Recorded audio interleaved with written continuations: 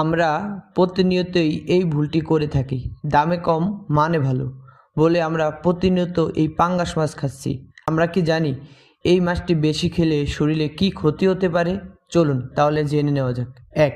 চাষের পাঙ্গাসে থাকে অতিরিক্ত চর্বি, যা ওজন ও কোলেস্টেরল বাড়ায়।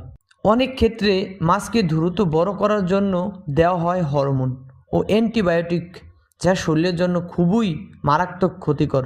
2.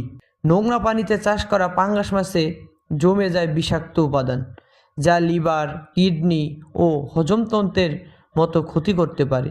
অন্য তুলনায় এতে পুষ্টি কম, ফলে প্রতিনিয়ত খেলে পুষ্টিরও ঘাটতি হতে পারে। তাই পাঙ্গাস মাছ খেলে মাঝে মাঝে খেতে পারেন, কিন্তু প্রতিনিয়ত নয়। সুস্থ থাকতে চাইলে প্রতিনিয়ত কাতলা, ইলিশ বা অন্যান্য দেশি মাছ খেতে পারেন। এতে থাকে প্রচুর পরিমাণ ভিটামিন, যা আপনার শরীরকে সুস্থ ও সুন্দর করবে। তাই দেরি না করে এই খাবারগুলো খান এবং ভিডিওটি ভালো লাগলে লাইক, কমেন্ট, ফলো করে আমাদের সাথে থাকুন।